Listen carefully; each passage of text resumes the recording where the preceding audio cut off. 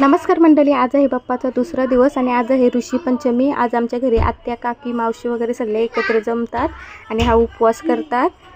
उपवासाला 21 प्रकारच्या भाज्या यूज करतात। त्यामध्ये कुठल्याच प्रकारचे मसाले, तेल, कांदा, लसूण वगैरे काहीच नाही यूज करत, फक्त बॉईल करतात। त्याच्यानंतर रात्री तांदळाच्या भाकरी, त्याच्यानंतर मी शेव आणि चहा घेतला आणि एका बाजूला बनवली चण्याच्या डाळीची ग्रेव्ही, चटणी आणि खीर।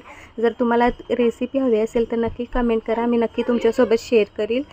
आम्ही जेवलो, त्याच्यानंतर आत्या लोक गेलेले नदीवर अंघोळ करायला आणि मस्त येऊन जेवले। चटणी, खीर, दही, मिरच्या, ऋषीची भाजी, रात्री तांदळाच्या भाकरी, त्याच्यानंतर वहिनी आणि मी मिळून बनवल्या भाकरी आणि लगेच बनवायला घेतले गुलाबजामुन। वहिनीने केली पीठ मलाईची सुरुवात, त्याच्यानंतर मी एका बाजूला बनवली चाचणी आणि वहिनीने बनवले गुलाबजाम आणि मी मस्त फ्राय करून घेतले। आपले गुलाबजाम मस्त रेडी झालेले आहेत। त्यानंतर माझा फ्रेंड आलेला घरी, नाश्ता वगैरे करून गेला। त्याच्यानंतर मी जेवली। आजचा व्लॉग कसा वाटला हे कमेंट